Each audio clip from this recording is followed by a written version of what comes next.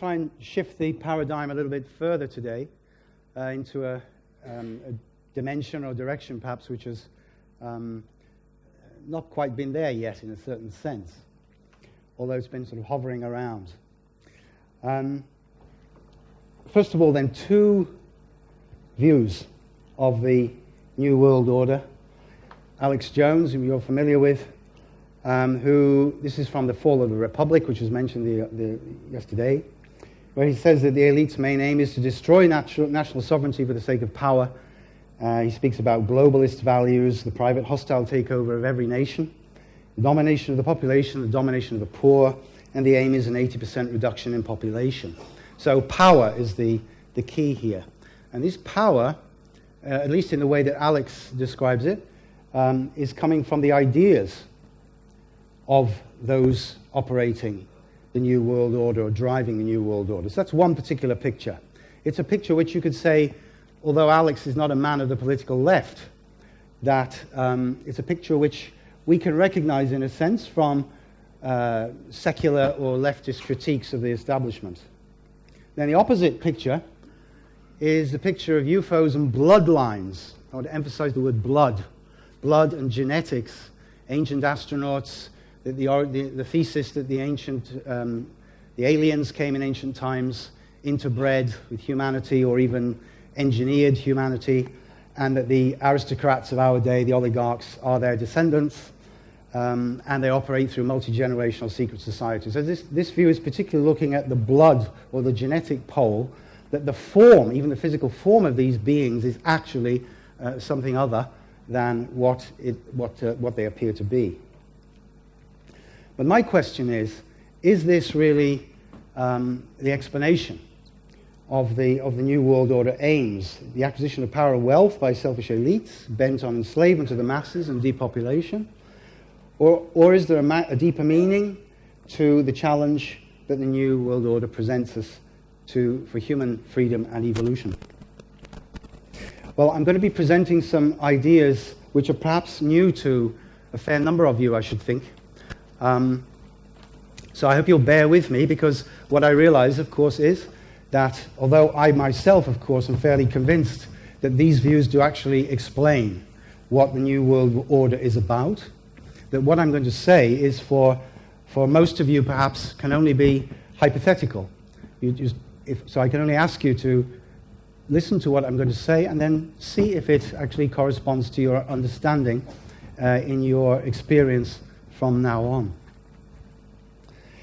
First of all, though, I should very, very briefly say where I'm coming from, as it were, that the two things which have influenced the way I look at things, or my worldview, is my experience in Japan, trying as an Englishman to live in this dissonance between these two island cultures, very, very different island cultures, for 10 years, and then much shorter period in 2000, 2007. So I've seen the different stages that Japan has gone through since the early 70s, which, as you know, have been fairly tumultuous. And that raised various questions in me during those 7 years. I learned a lot, but I came back with particular questions which I couldn't find answers for in the Japanese philosophical and spiritual ways of looking at things. And I came back with these questions around about the age of 29, 30, and I encountered the work of this man here, Rudolf Steiner, who actually, when you look at esoteric or spiritual matters in the history of Europe over the last 100 years, is somebody who is often very much left out. And that's an interesting thing, to see how his thoughts are often left out or ignored or even misrepresented. And for those of you who don't know anything about this man, I was attracted to this chap's ideas because I felt they were sober, I felt they were balanced, I felt they were thorough, and also imaginative. Grounded in epistemology, he trained as a philosopher, and the evolution of consciousness. First book, The Philosophy of Freedom, is really about what is the nature of human thinking. Because human thinking is the tool, is the instrument we use to do all our research in whatever field that we are operative in. What is the nature of human thinking? If we don't know that, then we don't know something very essential about human beings. And he had, it seemed to me, a profound understanding of the relationship of spirituality, art, and science. Reincarnation. This was a big question for me after really encountering these thoughts in the East. And the being of Jesus Christ in relation to other spiritual streams, because I realized when I was in Japan that although I'd rejected Christianity intellectually when I was 18, I didn't know the first thing about it actually, like many members of my generation. It was a feeling rejection based on the hypocrisy which I'd experienced at school. But I realized in my encounter with Japan, I really didn't know the spiritual stream of my own culture. So I wanted to, what is that? What is Christianity all about, really? And what is the difference between, for example, what I would call churchianity and Christianity? The meaning of evil. A lot has been said of Lucifer, Satan, been mentioned in this conference already a couple of times. But what I came to realize through the work of Steiner is that the principles of evil are actually different. It's not all one evil figure with different names. Beelzebub, Lucifer, Satan, Adonai, and so on and so forth. These names refer to different beings. And we need to understand the different ways in which evil forces or dark forces operate, particularly the dark forces operating behind the New World Order. So Steiner operated in 3 different areas in his work, thinking, feeling, and willing in these areas. I'm not going to go all through those, but I just put that up there to show you that what impressed me was that this man was not simply a thinker. He was also somebody who developed a completely new, different way of farming, for example, which takes even organics further. Biodynamic farming method, furniture design, ethical banking, Waldorf education. You've probably heard of Steiner's school. So many different aspects that this person was involved in. So anyway, that's enough about him. So when it came to history, because that, of course, is really my field, I was interested to see, well, what is an esoteric understanding of history? And the idea I encountered in his work was, for example, that the essential impulses of history are not what I'd been trained, Manchester, to think of as abstract ideas or physical, geographical factors or genetics, although these obviously do play a part in the explanation of history. But the key essence of history is actually consciousness of spiritual beings, which includes us. All spiritual beings, whether incarnated in the physical, as we are, or in the actual spiritual world. The consciousnesses of spiritual beings, and those consciousnesses carried over, for example, in the case of human beings, from life to life through reincarnation. Now, the next 5 minutes I'm going to go through pretty quickly. Again, I ask you to bear with me. It's a little bit didactic, but without this background, it's not easy to understand what I'm going to say about the threefold order, about the threefold aspect of the New World Order. So, the understanding of the human being, then, is a 9-fold entity. And above us, 9 levels of consciousness, and below us, 9 levels of consciousness. Which, the 9 levels of consciousness below us mirroring the 9 levels of consciousness above us. 3 aspects of body, soul, and spirit. The church attempted to ban, in a certain sense, the individual spirit back in the 9th century at one of the church councils. I spoke a bit about that at AV3. And that had a tremendous consequence because it then reduced the human being, or the understanding of the human being in the West, to a duality only, and not the human being as having its own individual spirit through which it could communicate with the divine. So we were only beings of body and soul. And for anything of a spiritual nature at all, we had to depend on the church. This 9-fold picture of a human being, with these 3 aspects of body, the physical body, the etheric body, the sentient body. And then I'd like to draw your attention particularly to the soul aspects. The sentient soul, the intellectual mind soul, the consciousness soul. The consciousness soul is the phase we're developing now, because each one of these different aspects of the human being is developed in a different period of history, depending on the precession of the equinoxes. 2,160 years, a different aspect of the human being is being developed. And now, since the 15th century approximately, we are in the period of the consciousness soul, What does that mean? It means we're seeking to become conscious of the spirit within ourselves. Can I experience myself as a spiritual being? Or do I think that I am simply a being in some way formed by outside external forces? Whether they be genetic, I can blame everything on my parents, or whether I can blame things on the weather or something like this. And also the consciousness soul aspect has to do with understanding the relationship. What is really the good? How can I will to do the good? The previous epoch, up until the 15th century, was basically the Greco-Roman period in the West, was when we learned to think, to develop logic, to develop really systematic thought, philosophical thinking. And this would later be the basis of natural science. But in the consciousness soul, the aspect, the really important thing is the will to do the good, action. What is right moral action? A whiz-kid computer, a boy at the age of 12, can be incredibly clever on his computer. And he needs a certain degree of intellectuality to do that. But as has already been said several times, this is not wisdom. And you need a certain quality of wisdom and insight into the nature of the world in order to will to do the good and to understand what you are in yourself as a conscious human being. So the task and the struggle within our present epoch really has to do with understanding the good, and that immediately begs the question of what is then the evil? What is the shadow side? And how can we understand that? I'll say more about that as I go on, but just draw your attention also to the fact that there's a mistake on the slide there. That should be the crucial 6th step, as I'm sure you can see. The consciousness soul is the crucial 6th step. Will we take the 6th step beyond mere ego or not? So the step from the intellectual mind soul to the consciousness soul. This is the step which we're all seeking to take in the present time. And these different aspects of the human organism are developed, as I said, in different periods of history.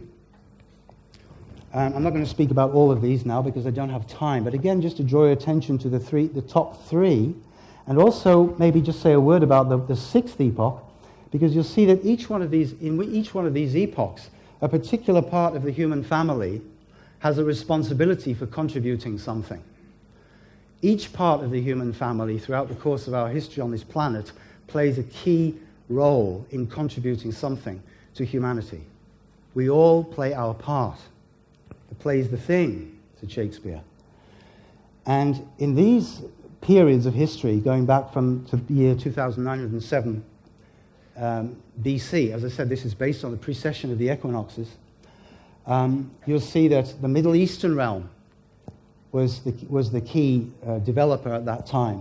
And then we come into the Mediterranean, southern Europe, but also the eastern seaboard of the Mediterranean, and up to the 15th century, and then since then it's been northern Europe.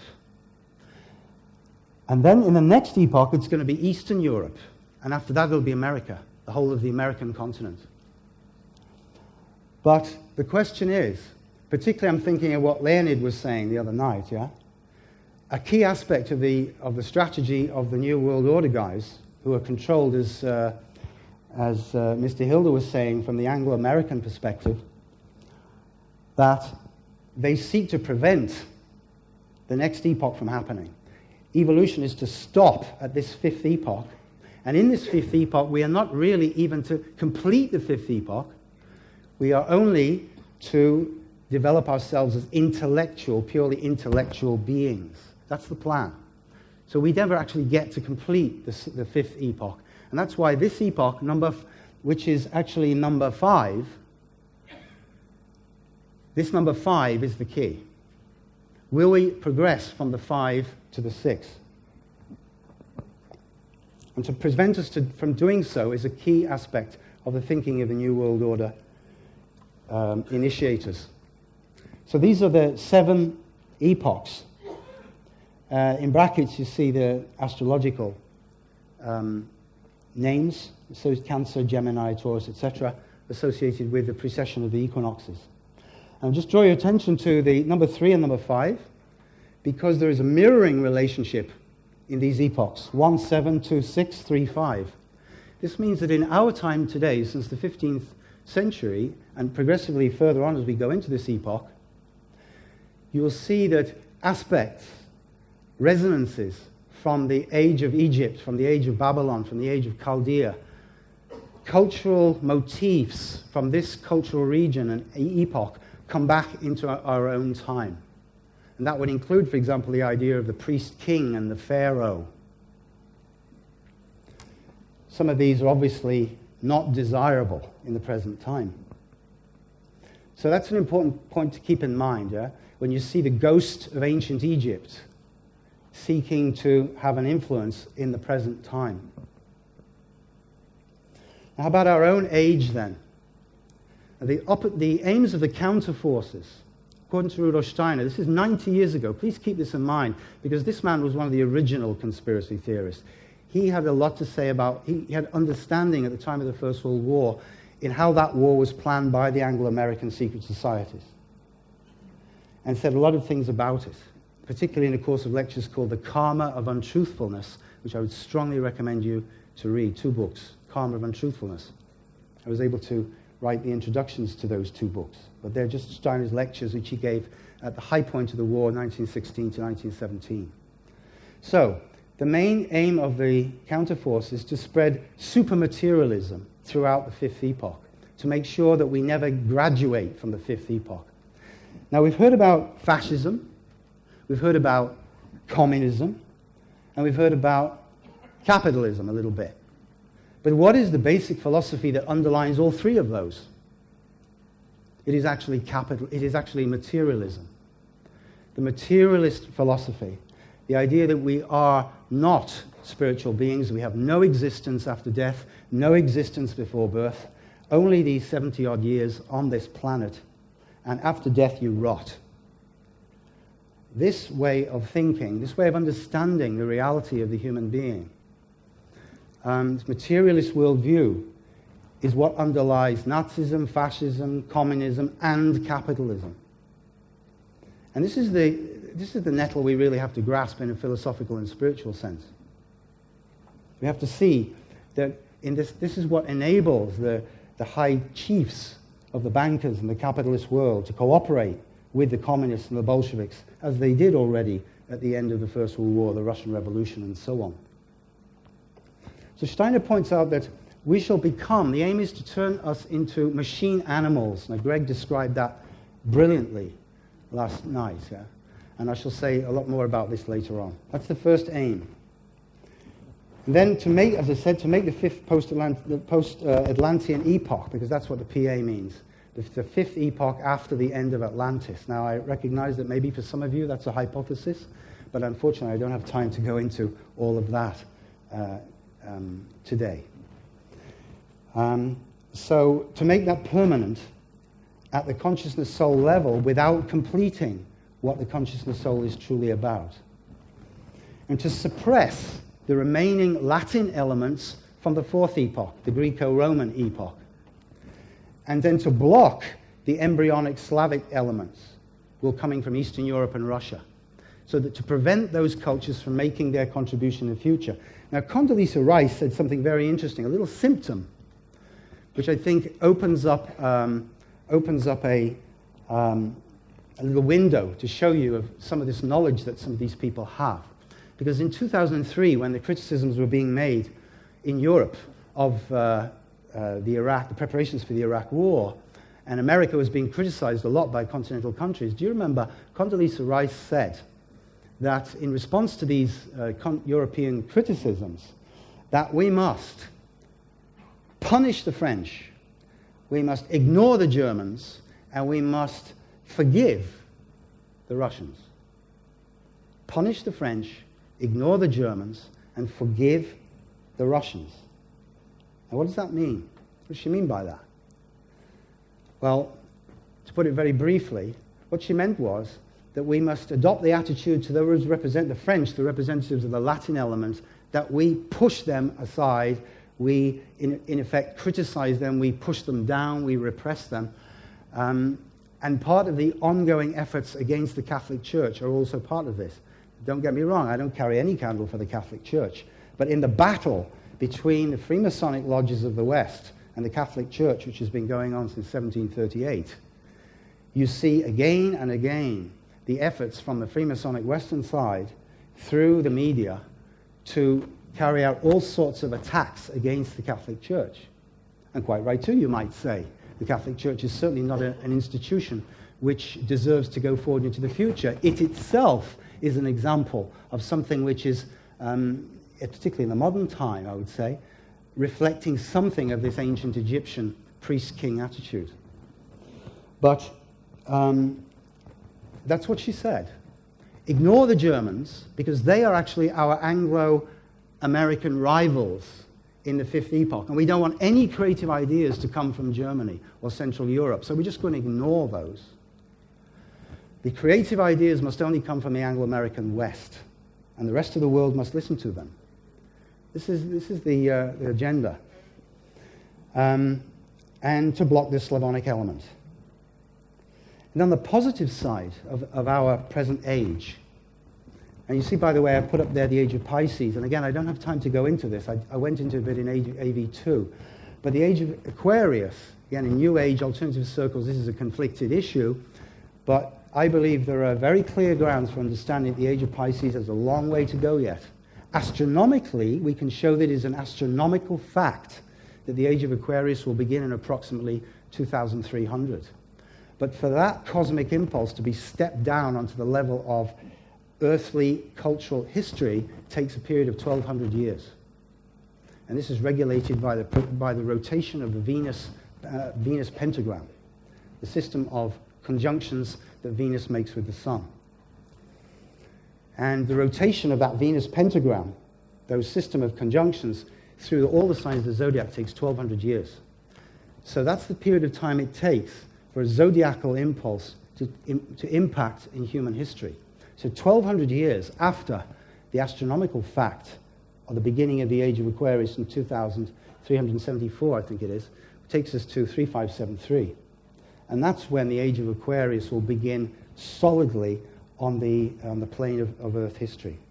I just offer that to you as a hypothesis, yeah, for today. But so individuals to realize themselves as autonomous spiritual beings, to realize that we need a spiritual science to complement the natural science we've developed over the last 400 years, the will to do the good, the imagination that the model for our society must be the human being.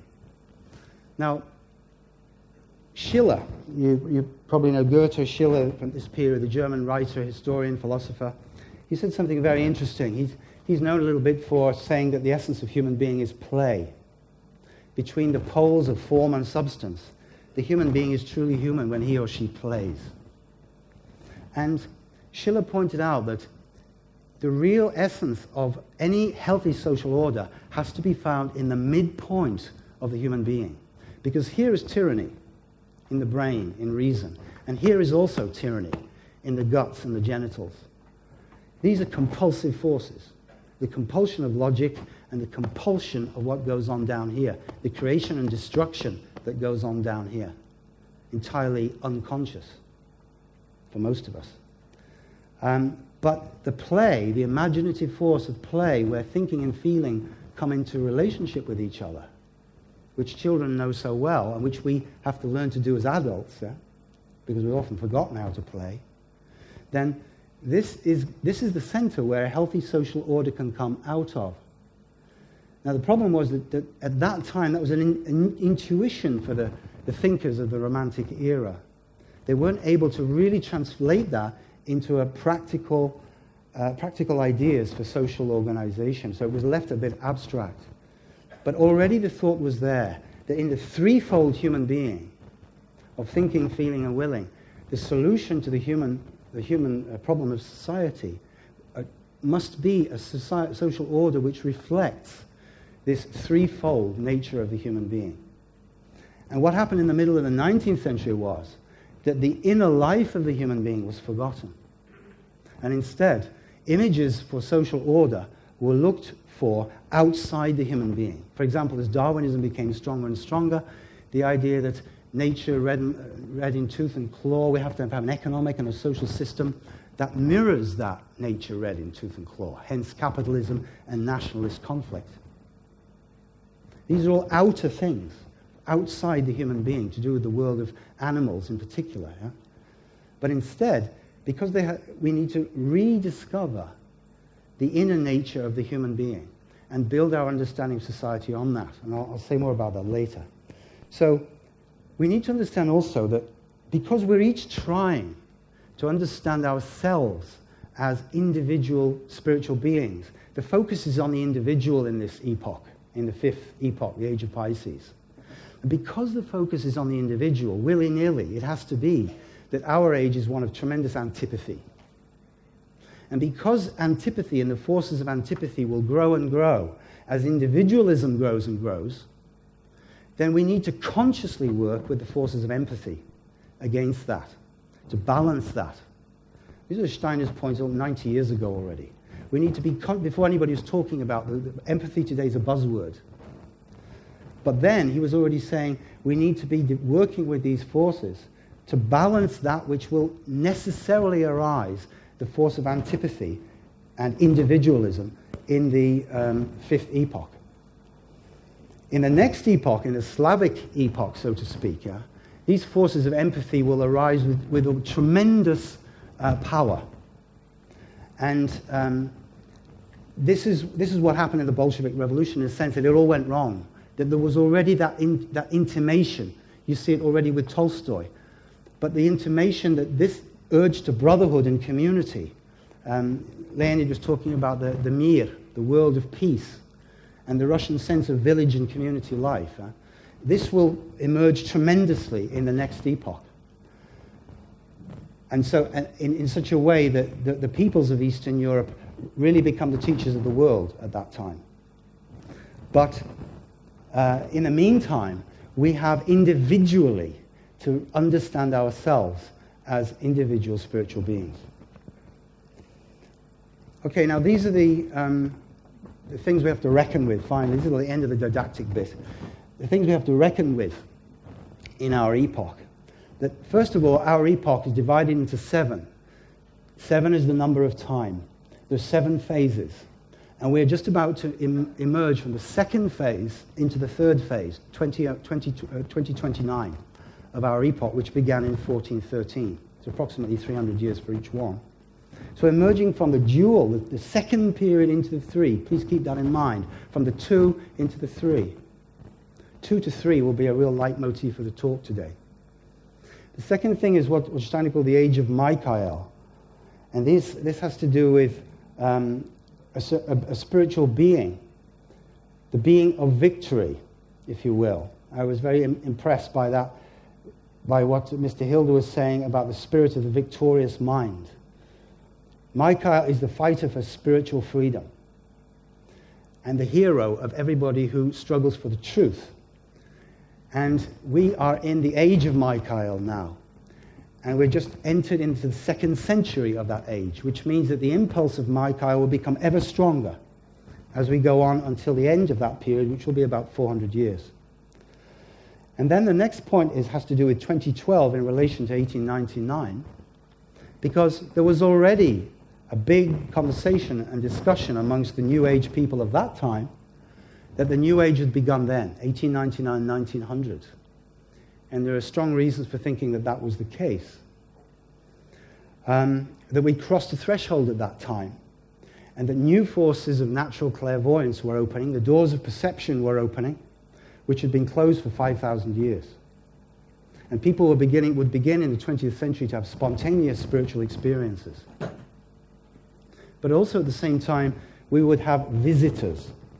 And again, I'll speak about those a little bit later. Visitors from the spiritual world. And this, again, is a conflicted area. I'm sure some of you are very interested in the whole UFO question. But the point is that Steiner said that from the end of the 19th century, we're going to get 2 kinds of visitors. One of these are very much of the negative kind. And they will be the beings who will inspire the kind of things that Greg was speaking about last night. These will be the beings, this fallen spirits of darkness, as he calls them, the Ahrimanic beings, who fall into our world of thought, the noosphere, and inspire and influence technological developments, the like of which ordinary human consciousness is not capable of. I'll come a bit more to that later. But the other visitors are very different, and they come with very different messages. So this is an aspect of very much more positive messages. And that's an aspect of the New Age of 1900. And then there is the etheric Christ event. Now, I don't wish to get hung up on the name Christ. We all know, I'm sure, that the name Christ only means the anointed, chrism, the oil of anointment. The question is, what is this being to which in the West we've given this name, Christ?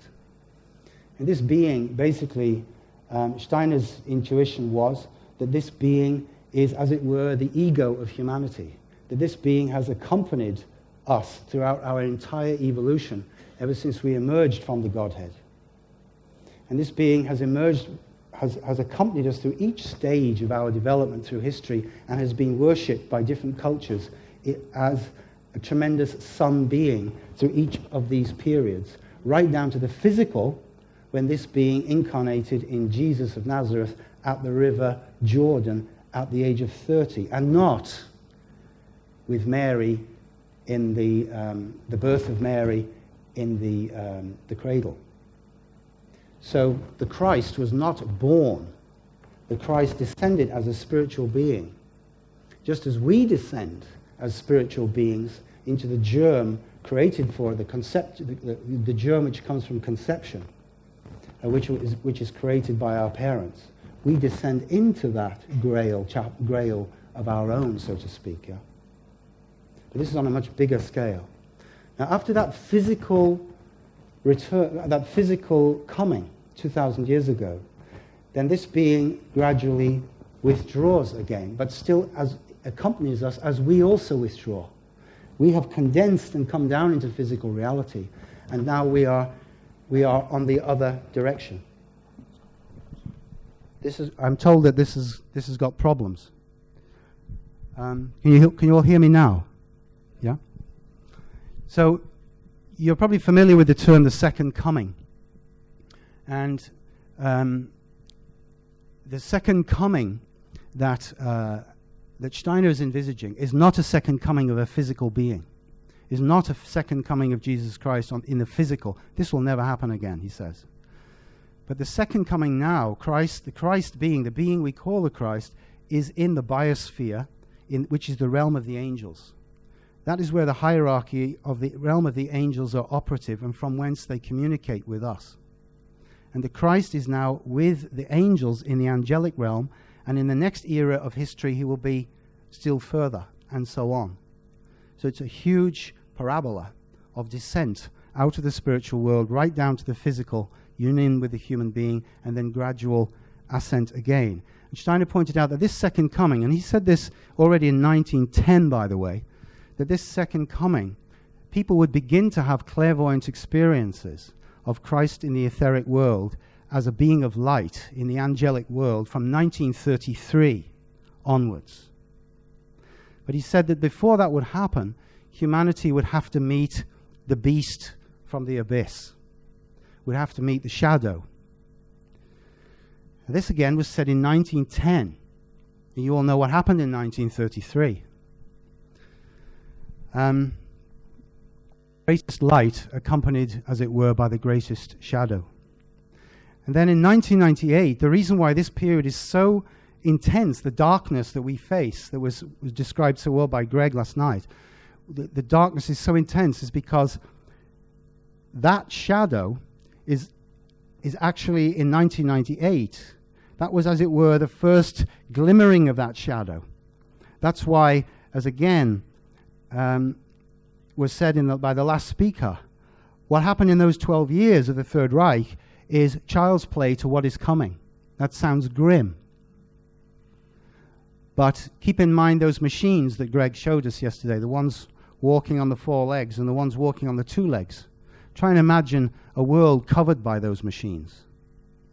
Not so different from the world portrayed by the machine world in the Matrix, for example. This is certainly a sinister prospect. But this shadow was made its first sort of trumpeting in the 1930s. But in 1998, this being which is associated with the third repetition of 666, again I'll speak about that a little bit later, really made its appearance, not again in any physical way, but made itself, it impinged, as it were, on human history. I'll come back to that. And to complete this sinister picture, the reason why our time is so very dark is because we are facing in this 21st century, when humanity, as it were, becomes 21, and we try to claim our adulthood. We try to become the master and mistress of our own house, so to speak, as we take true responsibility for our earthly home. At this age of 21, which is why this 21st century is so important, that at this time, a being, another force of evil, different from Lucifer, different from the being of the 1930s, will actually incarnate in a human being. Just as the Christ incarnated in a human being 2,000 years ago. So these two elements of darkness are coming together, and that's why our time is really up against it, why the struggle is so very intense. So now just a few things in relation to humanity's crossing of the threshold in 1899 in relation to the millennium in 2012. It's not necessary for us to understand that something remarkable happened in 1900 to see that a threshold was crossed. We don't need to go back to whether it be other cultures, the ancient Indians or the ancient Mayans, the ancient Egyptians, whatever, to understand what happened 100 years ago. We only have to look at the changes in physics, the changes in the arts, the changes in sculpture, in music, in architecture, in every single aspect of the creative arts 100 years ago, to see that mankind was really on the verge of making a tremendous breakthrough then, the years before the First World War. And then what happened? The war happened, 30 years of war then happened, as was the case in the 17th century. And those 30 years, in a certain sense, for the positive things in particular, put a brake on human development. They stimulated the actions of the dark forces, particularly in the realm of technological development. The wars did that to a great extent. But it took until the 1960s before the impetus, which was there before the First World War, could be picked up again. However, it is the case that the Indians, the ancient Indian teachings, point out that the age of darkness, as they understood it, Kali Yuga, lasts for 432,000 years. Now, personally, I feel that the Indian priests, like priests and esotericists in many places, try to hide a few things from the unwashed masses, and the people are not ready to hear them yet. And so they tended to tack on a lot of zeros. A bit like our scientists today tack on all kinds of millions to make us think that we need all these millions of years and reduce us to some sort of meaninglessness within the universe. But the Indian priests also tacked on loads of zeros on their dating systems. So I would like to suggest that we think rather about, instead of 432,000 years, but rather 432,0. But nevertheless, they said that although the age of Kali Yuga would go on for 432,000 years, and they dated it from 3102 BC, so you see that's very close to the beginning of the Mayan long count. In fact, they also said in the Brahma Vaivarta Purana text, one of the major Hindu texts, that there would be a period of 5,000 years within this time, when there would be a tremendous period of spiritual devotion, so kind of lightening up within this darkness. And that this would happen 5,000 years from the beginning of the Kali Yuga epoch. So that was 1899, 1900.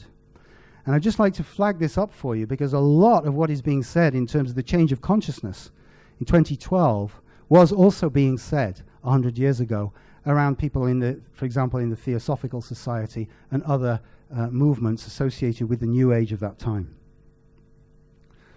Now, this is the historical picture, the descent of the Christ being to Golgotha, the place of the skull, or skulls, supposedly named from the skulls in the execution ground where he was crucified. Yeah?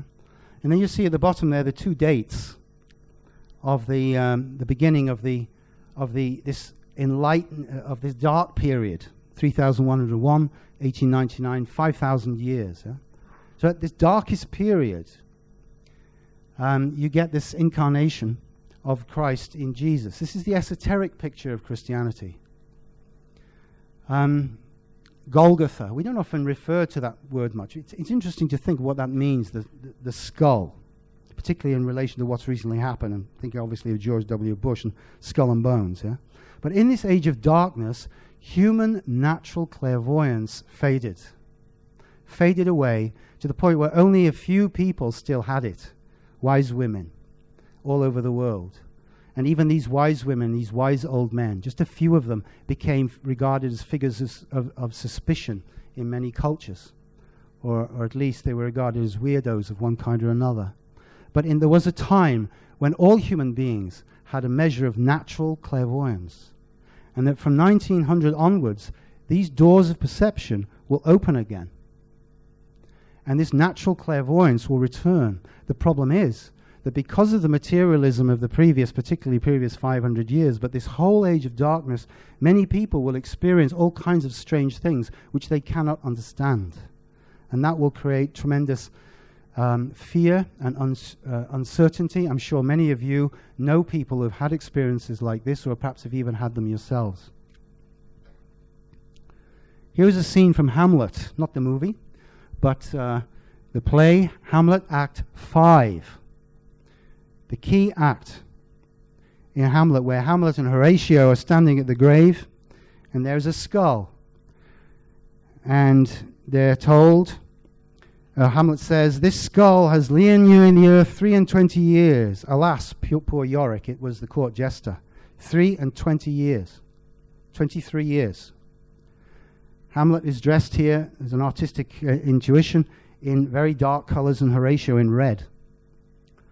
And they're holding this white skull. The skull in the earth for 23 years. Shakespeare is full of 23. Not only the dates of his birth and death, but throughout his plays, it's key. The reign of Shakespeare's king, James I, 23rd monarch since the Norman conquest. I could go on and on about this. 23 is a profound importance in the history of the British Isles, of this country. And that has to do, as I'll come to later, with the struggle between the binary and the Trinity. Now, we shouldn't be looking only to the Anglo-Americans in the West. We should always be conscious of the dialectic. We should be conscious of things in the material world always happen in polarities. This means that when something comes from the West, something will come from the East to meet it, and vice versa. Here we have, approximately 100 years ago, Annie Besant, who took over the leadership of the Theosophical Society from Helena Blavatsky. And Annie Besant was a well-connected woman in the English elite, and she discovered Krishnamurti and sought to present him to the New Ages of the West as the Christ, as the Messiah, as the world teacher. And she attempted to groom Krishnamurti for this role. Rudolf Steiner at that time thought this was absolutely wrong, for the reason I've already mentioned to you, that the Christ will never come again as a physical human being. He is already in the spiritual world, in the etheric world, and acts from there into the human being. But Besant tried to present Krishnamurti in this role. So tried to groom this Indian boy for this role. And of course, as you probably know, Krishnamurti himself rejected Annie Besant, or rather rejected this role she had groomed him for, and went his own independent way in 1929. So in the end, I suppose you could say Steiner was proved right. But many other people coming out of the stream of theosophy have attempted to continue this thought, particularly Alice Bailey and Robert Muller. I don't know how many of you don't or know who Robert Muller is, or know of this name, Robert Muller. Does that name mean anything to you? But it really should. I strongly urge you to check out this man. This is the philosopher and the educational thinker of the United Nations. He's been behind the educational philosophies of the United Nations and the spiritual philosophy of the United Nations for decades now. And he is profoundly influenced, quite stated openly, by Alice Bailey. And the Lucis Trust, formed by Alice Bailey, has been also associated with the United Nations for decades. A couple of quotes from Alice Bailey. This is from her book, Externalization of the Hierarchy, 1957. They, France, Germany, Italy, Spain, and Portugal, have reacted to that force, the Shambhala force, through the medium of certain great and outstanding personalities who are peculiarly sensitive to the will to power and the will to change, and who have altered the character of their national life and emphasized increasingly the wider human values. The men who inspired the initiating French Revolution, the conqueror Napoleon, Bismarck, the creator of a nation, Mussolini, the regenerator of his people, Hitler, who lifted a distressed people upon his shoulders, Lenin, the idealist, Stalin and Franco, are all expressions of the Shambhala force and of certain little understood energies. She goes on. We call these people dictators, demagogues, but all these leaders are, in the last analysis, highly developed personalities. They are being used to engineer great and needed changes and to alter the face of civilization. Blame not the personalities involved or the men who produced these events before which we stand today bewildered and appalled. They are only the product of the past and the victims of the present. At the same time, they are the agents of destiny, the creators of the new order and the initiators of the new civilization. They are the destroyers of what must be destroyed before humanity can go forward along the lighted way. Ladies and gentlemen, this was 1957. Alice Bailey. Yeah. Now, of course, one of the great priest figures, who is priest-king figures in a certain sense, who's being presented to us, is the Dalai Lama. Now, the Dalai Lama might seem to many of you to be a very interesting person. But again, I strongly recommend to you that if you do not know of the work of Victor and Victoria Tremondi, T-R-I-M-O-N-D-I, Tremondi, if you do not know of their work, check it out on the internet. Google Dalai Lama Tremondi or Dalai Lama, the shadow of the Dalai Lama Tremondi, and you will see a very, very different picture of Tibetan Buddhism and the Dalai Lama. This is a stream of spirituality which we must have serious questions about. I'm sorry, I don't have time to go into this now. I'm just flagging this up for you. Please, please look into this.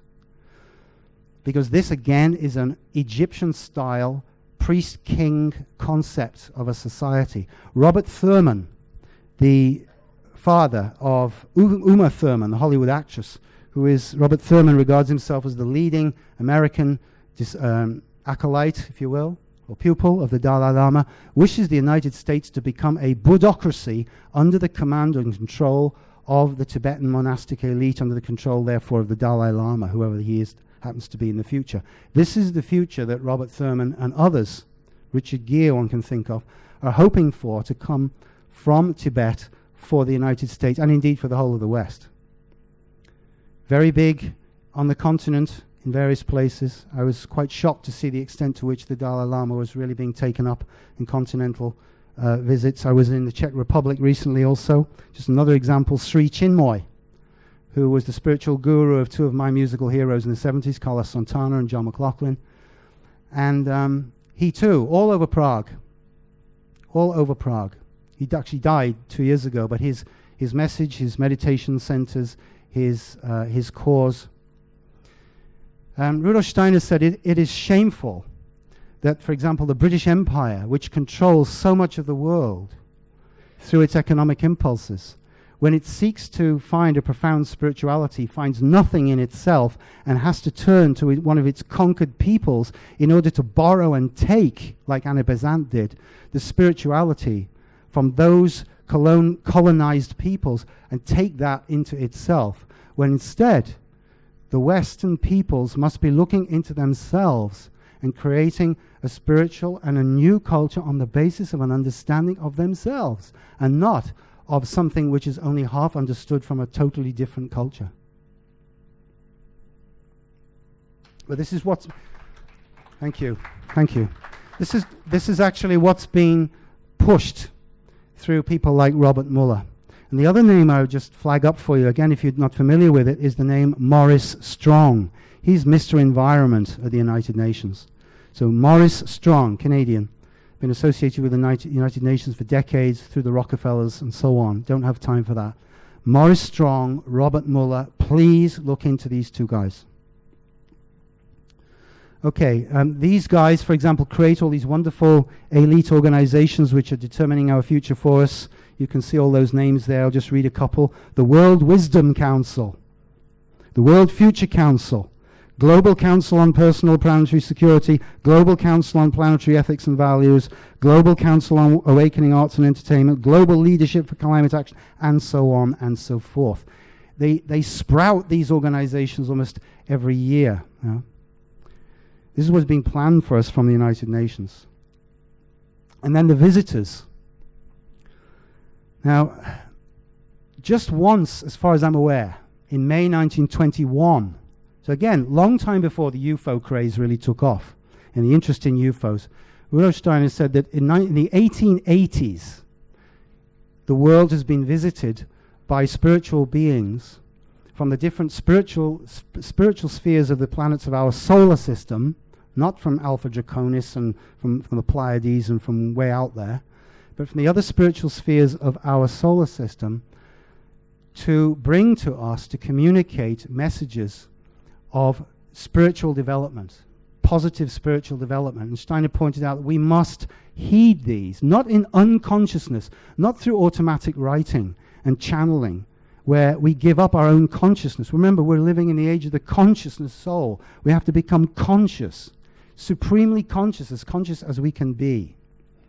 So if we give up in any form of hypnotism, automatic writing, or whatever, anything like this, this is actually going against, even though it might seem to be effective, what is really necessary at this historical time of our development. So we need to try to find a way, ways to attune ourselves to listen to what these beings are saying to us in freedom, not out of compulsion. However, as I've already mentioned, there are these other beings, the spirits of the fall of darkness, in which he described that these beings were expelled from the spiritual sphere between the earth and the moon in what he called the war in heaven in the 19th century. Very interesting to look at the history of the 19th century as a reflection of this, between the 1840s and the 1880s, when this struggle terminated. And these beings were cast out, and they were cast out of that spiritual sphere into our spiritual sphere, unfortunately. They were cast out and by those forces of the spiritual world who, as it were, are on our side, to put it rather crudely. But they entered, therefore, into our human thinking. And from the 1880s onwards, 1879, the first electric light bulb flashed into life in New York, just as a symptom. But from the 1880s onwards, as I'm sure you're aware, tremendous, unbelievable technological developments have come on decade after decade at an exponential rate since the 1880s. This is largely the result of the inspiration of these beings, who are not human beings. Now, I said a little bit about at AV2, why this century is so important. And I'm not going to repeat all of that now, but for those of you who are not at AV2, and again, I urge you, this is only a hypothesis for you, yeah? Even though I myself am pretty convinced of it. Please look at the 7th century, the 4th century, the 7th century, and the 9th century, the 14th century. 4, 7, 9, 14, these centuries. And look at those centuries in terms, right across the world, by the way, not only Europe. Not only Europe. Look at these centuries in terms of what happens to the individual child at the ages of, in the 4th year of life, in the 7th year of life, in the 9th year of life, in the 14th year of life. Look at history in this way. We need to retake our story from the historical and scientific and academic cardinals who are interpreting it in a reductionist and materialistic sense, which reduces it effectively to meaninglessness and a whole series of random accidents. We need to reinterpret, and this is just a hint, as it were, for you. Just please look at these. These are key points in the development of the human being. We've all been through these things. We've all learned to stand and walk and speak and think. That happens before the age of 3, approximately. We've all changed our teeth. We've lost the teeth our mothers gave us and grown our own teeth around the age of 6, 7. And then at the age of 9, more subtle change. Our brain cells begin to fade, begin to lose. That's the beginning of the death process already there. At the age of 9, very rapid onset within life. Yeah? But at this age also, subtle psychic changes begin. On the one hand, the human being gets his rhythmic system in order, and the child's breathing begins to come into harmony, if the child has had a good upbringing, and a harmonious, healthy upbringing. On the other hand, the child begins to feel uncertainties about his family situation. Is my mother and father, are they really my parents? Is this really my family? Do I really belong here? Unspoken fears begin to come in. And that aspect of unspoken fear has the signature of a certain force of darkness, a certain shadow, which begins to approach the child at this age. A very important time, 9th century.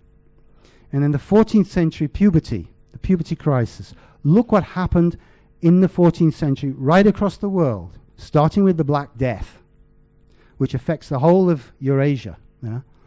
But Steiner pointed to the fall of the Templars as a symptom for this in the 14th century, and also in relation to the second aspect of 666, 1332.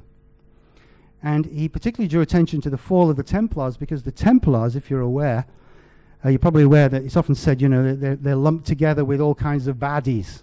I think this is complete rubbish, to be honest, because they had to do with banking. The point is, what was the spiritual impulse of the Templars in banking?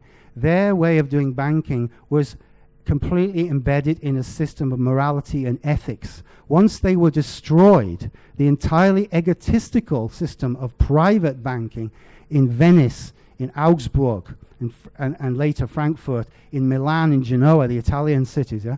These private banking families, they entered the vacuum which was created in ethical banking when Philip IV of France destroyed the Templars. So this is an important thing that happened in the 14th century, which impinges directly on our own time in terms of finance. Now, the connection between the New World Order and the incarnation of Ahriman, I need to speak about.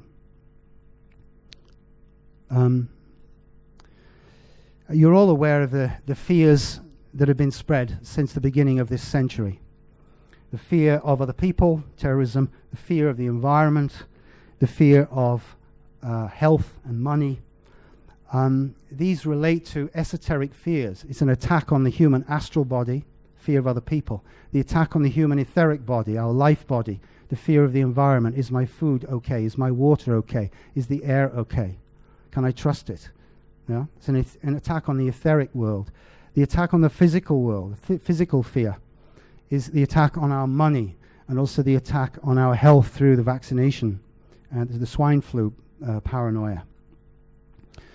Ray, I'm very glad. Ray Kurzweil.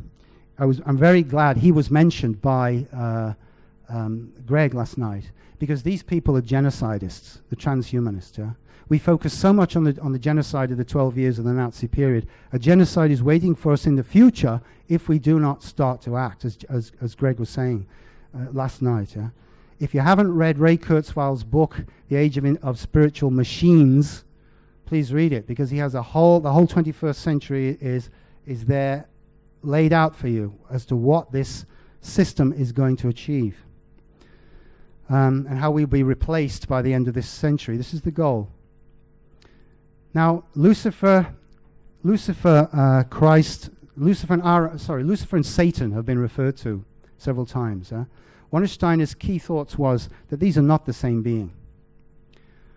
This is a statue 9 meters tall. The red line shows the height of a human being. that Steiner sculpted during the First World War with the English sculptress together, Edith Marion. And what you see there in the middle is a representation of humanity, and he is warding off the Ahriman figure, which we can call the Satan figure if you like, below, which is bound to the earth, and then above, can I move around with this thing? I probably can't. Wait a minute.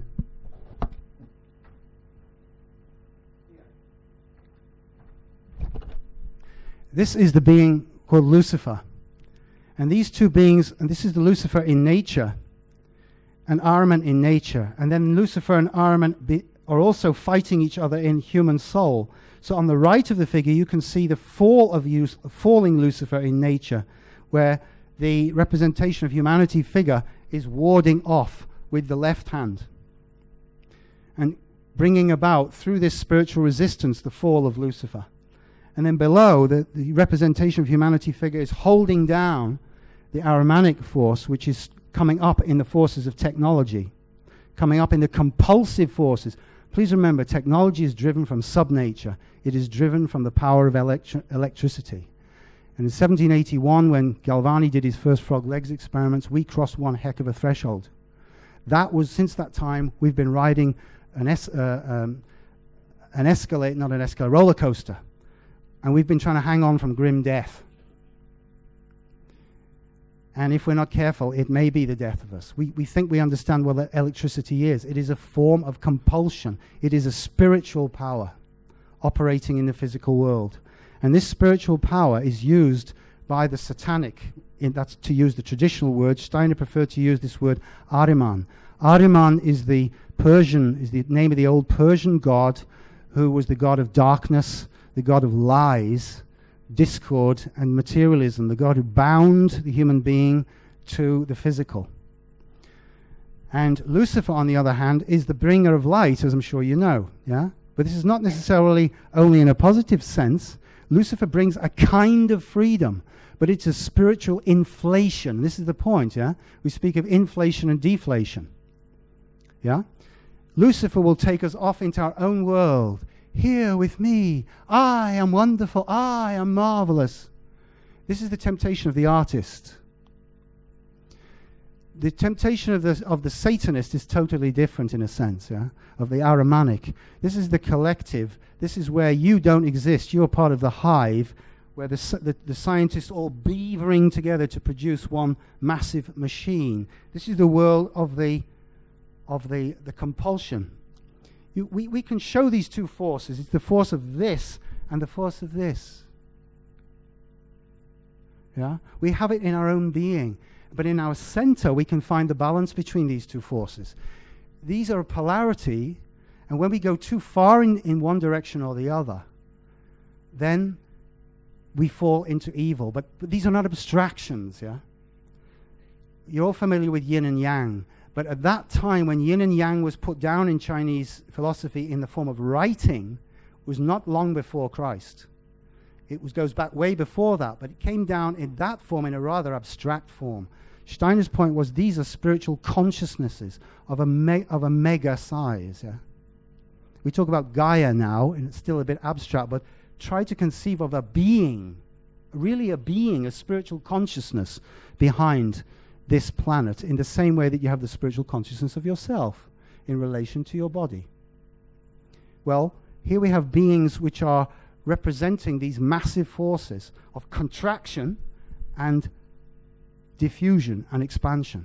These are two completely different forces of temptation for the individual human being. And Steiner was describing these forces, and we need to be able to recognize these forces in current events. That's just to show you where that where that statue was placed in a building he designed in Dornach. It was burnt down by arson after 10 or 11 years. Now this image of the human being in the center between these two forces, we see in Western art in various places. This is Dürer, the knight between death and the devil. Death in this picture is the Ahrimanic picture, is the Ahrimanic being, and the devil is the Luciferic being. I'm sorry, I'm going to have to go through this rather quickly. William Hogarth, death, sin, Satan, sin, and death. But in this case, actually, death is the Ahrimanic, and Satan is the Luciferic. Because of the lack of insight of the church over many centuries, Lucifer and Satan became hopelessly mixed up. And the human being here is shown as sin, in the sense that the body is half animalistic, that is, half unconscious. We're struggling with these different parts of our being. The same image shown by William Blake. Satan, sin, and death. The human individual between Lucifer and Ahriman, who are battling against each other. You see Ahriman there on the right as a shadowy form. And it's a political cartoon by James Gilray, which is a spoof on the same picture, but basically shows the same things. Now, this picture, I think, is a truly wonderful picture. You may not know it. It's by William Shakespeare Burton. It was painted in 1855, called The Wounded Cavalier. And I think this picture is tremendously important for the future of our country, because it represents something which is a key moment in the history of our country. Approximately the time of the Civil War, 1650, what you see is a woman comforting a dying man. He's a cavalier, and you see the golden hair. Maybe you can't quite see it from the picture, but he's wearing the most gorgeous velvet robe, velvet clothes with the red banner around his waist, yeah? And so this is a picture of the fading Luciferic beauties, as it were, artistic beauties of the Middle Ages, fading out of European and English civilization. And she's comforting that as it dies. And on her, behind her, is the coming future, the Puritan. Because the Puritans, later the dissenters, would go on to become many of the founders of the Industrial Revolution. And there he is standing in his black and his tall hat, and he looks askance and scornful at his enemy, the Cavalier. And you see his Bible in his left hand, interestingly. And from the Bible proceeds a sword pointing at the belly of the Cavalier. And the important thing is the woman and the gesture of the woman. Because you see, anybody who knows anything about the history of fashion will immediately recognize that this woman is not the girlfriend or the wife of the dying Cavalier. She's with the Puritan. She's wearing Puritan dress. This means that she knows where the future is going. She knows that the age of Lucifer, so to speak, is coming to an end, and the age of Ahriman is coming towards us. And that's how it was. Lucifer was our main threat before Christ, because Lucifer attempted to stop us from incarnating too deeply into the earth, which is what we should do. Ahriman wishes to keep us down here, so that we shall not realize ourselves as spiritual beings, but we shall see ourselves as reductionist, materialist beings. And this is the second half of Earth evolution. This is why this time is so crucial, do you see? And right at this really crucial time in British history, where we were the first country to rebel against monarchy, this ancient pharaoh priest principle, and execute our king in public, and end the monarchic principle, and almost become a nation of brothers and sisters. But no, we lost our nerve, and we invited the whole medieval kit and caboodle back again in 1660. And we've been saddled with the class system and the establishment and all the rest of it ever since. So this picture, which was loved by the Victorians because of its photographic realism, would you believe, is actually a tremendous symbol of a key moment in British history. But you see that same gesture, the human being of absolute compassion here for the past, understanding of the past and what must die, because things must die in time, but also what must come. It doesn't mean to say that we have to embrace the Puritan with love, but we have to recognize here is the challenge for our freedom in the future. And this, in a certain sense, is the whole point about the New World Order. Yeah? You can hate it, but if you hate it, you're going to bind yourself to your next incarnation in hate. The point is that the New World Order is there as a global challenge to us to realize ourselves as spiritual human beings. Because we are so asleep, as was said by the previous speaker, Due to these 5,000 years of gradual darkness and loss of spiritual sight, we've become so asleep that now we need a tremendous shock on a global scale to wake us up to our spiritual reality. Some of us, of course, are on the way, but we shouldn't become too luciferic about that. I'm on the way. Yeah? We have a long, hard struggle ahead of us. And that's what Rudolf Steiner was pointing to. Well, there's so much more I could say. The incarnation of Ahriman, he said, these three incarnations of these three beings, history is framed by these three incarnations. Lucifer in China, 3,000 years before. And please, again, we mustn't think, oh, Lucifer incarnated in China, therefore the Chinese are bad, or something like this. This is absurd. These three beings are, all of these three beings are absolutely necessary to human development. Without Lucifer, we have no freedom. But freedom alone is not enough. We need to ally freedom to morality and goodness. Selfish, self-centered freedom is not enough. And that's what came to humanity in the Christ. This freedom allied to goodness and morality and self-sacrifice for our fellows. Yeah?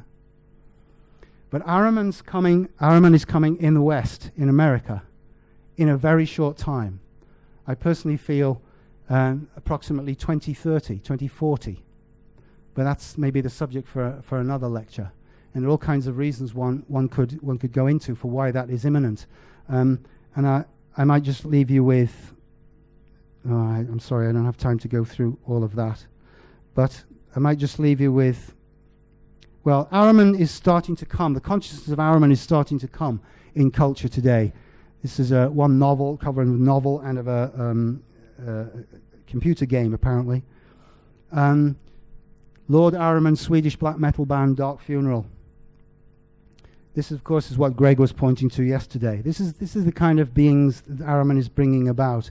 The transformation of the human being into his compulsive, animalistic form. These human beings are physically changing themselves to turn themselves into animals. Unbelievable 100 years ago. One man, one machine, one mission. Ein Man. Ein Volk, ein Reich, ein Führer. Adolf Hitler. But this is us now. This is the English-speaking people doing this. Yeah? Adolf Hitler, the fascist movement is a spontaneous return to the traditions of ancient Rome. Year 2000, Hollywood blockbuster Gladiator. It's a fascinating case in itself. But yeah. And the last I'll leave you with, yeah. Just as a symptom again that our contemporaries are aware that this is coming, that this being Ahriman is seeking to incarnate soon. Please, this is not the Antichrist of whom the Christian fundamentalists speak. That's another being altogether. That is the being of 666. And that being will not be with us in any incarnated form until the end of Earth evolution. That is the scenario described in the Apocalypse. That is far, far ahead in the future. This is a different scenario altogether, which is at the either end, frames either end of the age of darkness. And Ahriman has to come soon because we are waking up. We're waking up because this is the age of Michael, and we can find our inspiration in the Archangel Michael. And we are waking up because of the crossing of the threshold that took place 100 years ago. And we are waking up because of the Christ impulse coming through the realm of the angels, with whom people are having increasing clairvoyant experiences. So yes, these forces in the Lord of the Rings, in the Matrix, a system of total control. This is what Ahriman wishes to have prepared for him by the time he arrives. And largely through technology. I'm very grateful for Greg on that. We've got to take this on board. Yeah, it's not just this political aspect. This technological aspect is something that goes to the heart of the Ahrimanic realm because it's bound up with electricity and electromagnetism. And in electromagnetism, Lucifer and Ahriman come together. We need to realize this binary and everything to do with the binary, the two, and we need to assert the three over the two. That in 23, that it shall be the 2 shall give way to the 3, and the 3 shall be over the 2 in the right way the human being should be. And not upside down. You turn me upside down, you have the inverted pentagram, yeah? The 2 over the 3. Compulsion over the spiritual balance. The 3 over the 2. And not this, which we have been trained by Winston Churchill to do. Yeah? The 3 over the 2. To find ourselves as the balance between Lucifer and Ahriman so that we can master them. We have to find this threefold human being within ourselves. Only then can we create a healthy threefold society, which is not the mess at the moment, but a society in which the 3 aspects of the human being are represented. I'm sorry I don't have time. I've run out of time to speak about that kind of society, but maybe another time. So I'll leave it there, and I thank you very much for your patience. Thank you.